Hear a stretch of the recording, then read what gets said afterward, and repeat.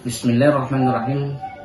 Alhamdulillahirrabbilalamin. Kembali kita bersua di podcast ayat-ayat bicara. Narasumber tetap kita yang menjawab dari beberapa pertanyaan para netizen. Mungkin saja pertanyaan ini sama dalam benak dan pikiran mereka. Mari kita saksikan bersama.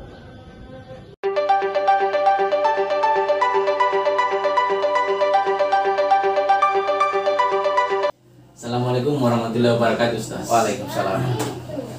Jadi ini ada beberapa pertanyaan yang kami para pengurus kampung yang berasal dari grup. Salah satu pertanyaannya yaitu dia mempertanyakan masalah tauhid. Ya. Jadi bagus kalau yang saya bacakan langsung ya pertanyaannya, Ustaz. Begini bunyinya. Assalamualaikum warahmatullahi wabarakatuh, Ustaz. Pada kalimat tauhid tiada Tuhan kecuali Allah. Apakah demikian juga bermakna bahwa Allah menanggalkan kekuasaannya sebagai Tuhan dan Muhammad adalah utusannya? Dan apakah demikian juga bermakna ia menjadikan dirinya sendiri sebagai hamba? Ya. Jadi memang pembicaraan tentang Tuhan ini, pembahasan tentang Tuhan merupakan hal yang cukup berat. Saya katakan begitu, yang cukup berat karena kita berbicara tentang hal yang gaib. Jadi sebenarnya yang bisa menceritakan bagaimana keadaannya Tuhan itu adalah Tuhan itu sendiri, ya. Jadi apa yang Tuhan sampaikan tentang dirinya itu kebanyakan melalui perumpamaan-perumpamaan. Yang perlu digarisbawahi bahwa kalau kita menyebutkan salah satu sifat Tuhan kemudian kita maknai, itu tidak boleh bertentangan dengan sifat Tuhan yang lainnya. Seperti di situ dikatakan Tuhan menanggalkan kuasanya. Ya. Kalau kita berpikir bahwa kuasa itu lepas dari dirinya, nanti pertanyaannya lepas kemana? Ya. Kalau ada sesuatu yang lain yang menerima kuasa itu di luar daripada Tuhan sendiri, berarti Tuhan itu bersekutu, memiliki teman, ya, ada temannya. Padahal dikatakan Tuhan itu tidak ada sekutu baginya, ya. Tuhan itu berdiri sendiri. Jadi bagaimana dibahasakan dia tidak ada Tuhan selain Allah berhubungan dengan kuasanya? Artinya seluruh kuasa itu adalah kuasanya, kuasa Allah, tidak terlepas dari dirinya sendiri. Meskipun kenyataannya atau kelihatannya nampak pada makhluk, ya, nampak pada makhluk atau jadi ketika kita melihat ada kuasa yang terjadi, ada makhluk yang mampu melakukan sesuatu atau mampu menyatakan kuasa, sebenarnya itu kuasa Allah. Ya, jadi dengan dasar bahwa Allah meliputi segala sesuatu, berarti segala sesuatu itu adalah dirinya. Jadi yang bisa menjelaskan lebih rinci tentang ini adalah pengenalan Ibrahim tentang Tuhan. Siapa yang disebut dengan Allah itu, ya. Allah dengan simbol-simbol Arabnya alif, lam, lam, ha, itu meliputi segala dimensi dari seluruh alam semesta termasuk rahasianya. Jadi tidak ada sekutu. Jadi kemanapun dia apapun yang terjadi, kuasa apapun yang terjadi, sesungguhnya adalah dia.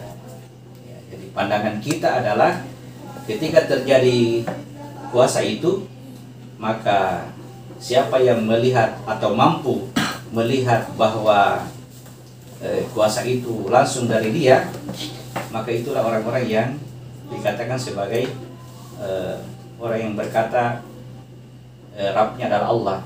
Alladzina qalu rabbuna Allah, yaitu orang-orang yang mengatakan Rabbnya adalah Allah. Kata Rabb ini kan disimbolkan hanya alif saja. Tetapi ketika dia mengatakan Rabbnya adalah Allah, berarti dia meliputi semuanya, alif, lam, lam, ha. Jadi bukan hanya Rabbnya itu. tetapi dari nama Allah ini yang menjadi inti itu adalah Rabb-nya tadi, alifnya. Ya. Jadi biar terjadinya pada dimensi selain alif yang merupakan hijab-hijab alif itu lam ha, tetap yang berbuat itu adalah Rabb. Rabb Tuhan semesta, Walaupun alam. semuanya, Walaupun sekali lagi walaupun terjadinya pada kelihatannya pada makhluk, Iya. ya, tetap semua adalah kuasanya.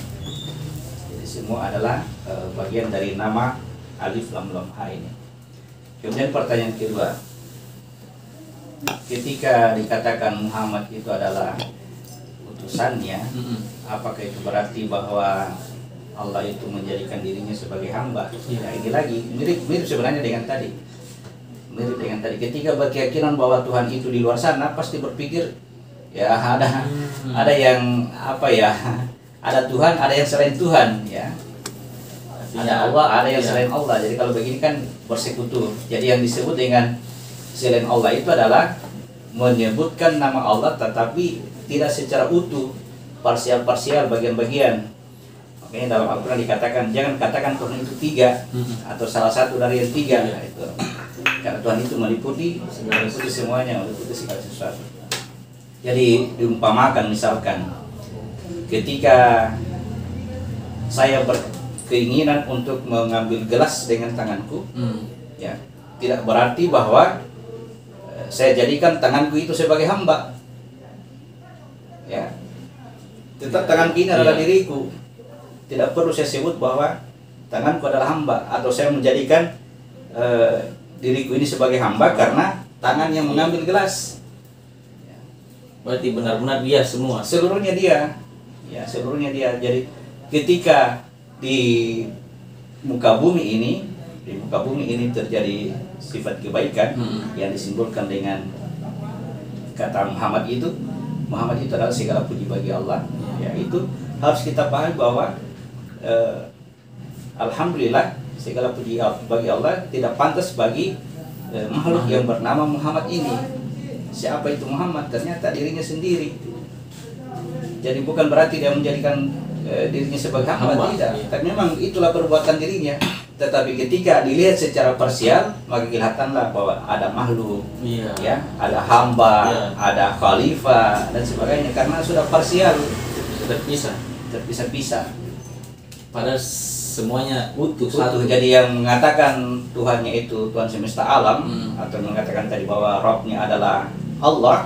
Nah, itu berarti dia sudah mencakup keseluruhan dari semuanya, tidak ada lagi selain daripada Allah sendiri.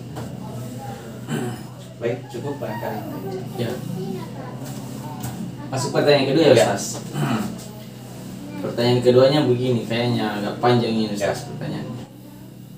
Yang pertama, mungkin hal ini sudah dijelaskan, tapi karena keterbatasan pemahaman saya, sehingga saya belum mendapatkan kesimpulan secara utuh, yaitu mengenai jasad kita. Apakah jasad kita memang harus berakhir membusuk di dalam kubur lalu menjadi tanah atau bagaimana? Karena saya sekarang mendengar ada pendapat orang-orang tua bahwa jasad kita harus kembali kepada Tuhan secara utuh. Ya, atau dikenal dengan istilah orang tua di tempat yang saya terbang burung, terbang sangkar. Ya. Jadi kita lihat dulu pertanyaan pertama ini. Jadi kalimat yang mengatakan bahwa jasad itu harus dikembalikan kepada Allah secara utuh itu benar. Tetapi ketika masuk kepada perumpamaan terbang burung, terbang sangkar, ini sudah tidak kena lagi. Tidak kalau kita upayakan untuk menyamakan makna daripada kedua perumpamaan ini sepertinya berat. Perkataan tadi bahwa jasad itu harus dikembalikan kepada Allah secara utuh karena memang ini jasad ini adalah barang yang kita terima sebagai amanah, sebagai titipan.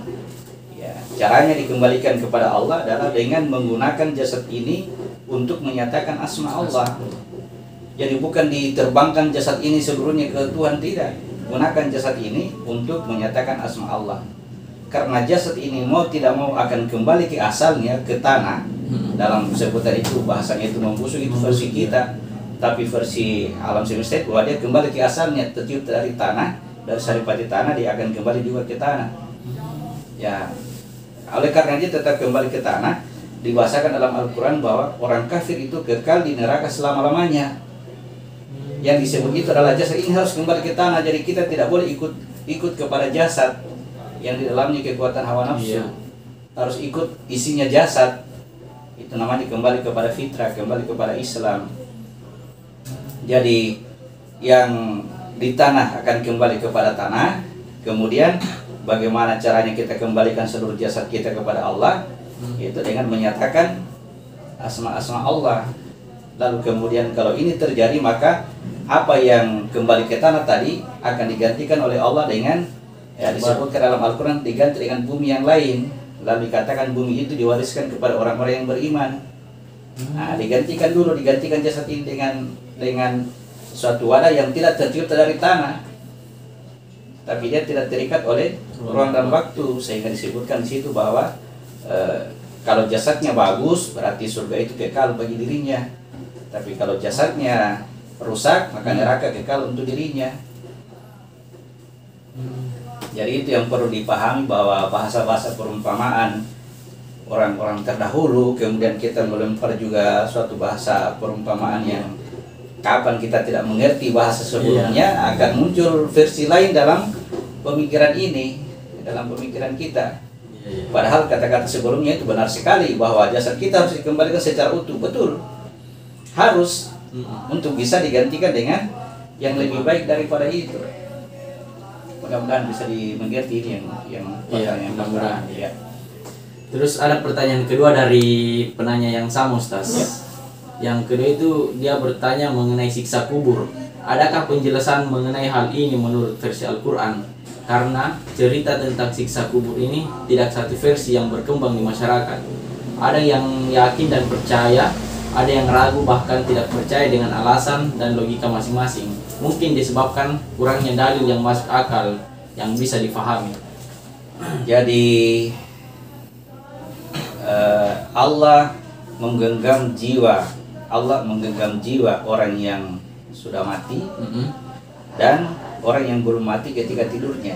Ini menunjukkan bahwa jiwanya orang yang sudah mati dengan jiwanya orang yang sedang tidur itu posisinya sama, kondisinya sama. Maka yang akan menjadi pelajaran adalah jiwa ketika dalam kondisi tidur. Nah, ketika dalam kondisi tidur ini kita diperlihatkan sesuatu, kita sebut dengan mimpi.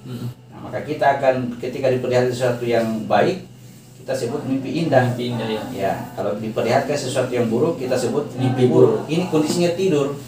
Bagaimana yang sesuatu hal yang diperlihatkan kepada jiwanya orang yang sudah mati tadi? Ketika dia diperlihatkan itu, maka kalau dia diperlihatkan hal yang baik, maka dia akan disebut mendapatkan nikmat kubur. Tapi kalau dia diperlihatkan sesuatu hal yang buruk, dia mendapatkan siksa kubur. Nah, nikmat kubur dan siksa kubur belum merupakan imbalan dari atau apa ini pembalasan dari apa yang diperbuatnya di dunia, belum. Ini masih dalam kondisi jiwanya dalam genggaman Tuhan sampai pada hari kebangkitan. Ya. Nanti kalau dia sudah dibangkitkan, baru dia katakan, siapa yang membangkitkan aku, siapa yang membangunkan aku dari tempat tidurku. Ini suatu kebenaran, ya, suatu hal yang sudah dijanjikan. Itu artinya sebelum itu tadi dia merasakan seperti tidur, tetapi dia tidak terbangun lagi. Karena apa? Karena jasadnya itu sudah rusak, sudah hancur, sudah terpisah, ya, terpisah dengan jiwanya. Jadi di dalam Al-Quran itu mungkin dia bisa buka nanti di surat 40 ayat 46.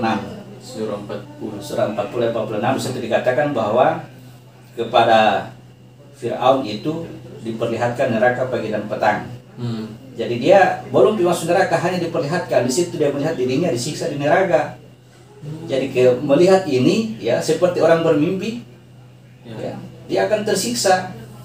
Dan itu dia akan rasakan siksa itu seterusnya sampai dia dibangkitkan, sampai kebangkitannya nanti kan. Sampai hari dibangkit ini belum penghukuman, ini bukan hukuman. Tidak ada dibilang hukuman itu dipotong karena sudah bermimpi, enggak. Baru diperlihatkan, lalu dikatakan masukkanlah Fir'aun ke dalam api neraka. Berarti kejadian tadi dia belum masuk ke neraka, hanya diperlihatkan dulu neraka. Kemudian siapa yang disiksa di dalam kubur itu? Ya. Apakah jasad? Seperti Firaun ketika diperlihatkan neraka, dia merasakan siksa kubur. Faktanya adalah jasadnya Firaun sampai hari ini dia balikan oleh Tuhan di tempat yang bukan di dalam kubur, Justru di luar kubur. Sedangkan dia sekarang di dalam Al-Quran mengatakan dia mendapatkan siksa kubur. Jadi apa yang disiksa di situ? Perasaannya, dia melihat dirinya sedang disiksa di dalam kubur, diperlihatkan kepadanya neraka bukan petang. Jadi sampai pada hari dibangkitkan lagi, nah disitulah dia akan melihat kebenarannya. Ketika dia dibangkitkan dalam keadaan jasad yang bagus, maka dia akan mendapatkan nikmat namanya surga. Tapi kalau dia dibangkitkan dalam jasad yang rusak, dia akan mendapatkan siksa namanya neraka. Alhamdulillahirrabbilalamin. Semoga saja apa yang kami sajikan ini bisa memberikan manfaat, bisa berfaedah untuk kehidupan kita sehari-hari dalam memahami agama. Sekian, terima kasih. Assalamualaikum warahmatullahi wabarakatuh.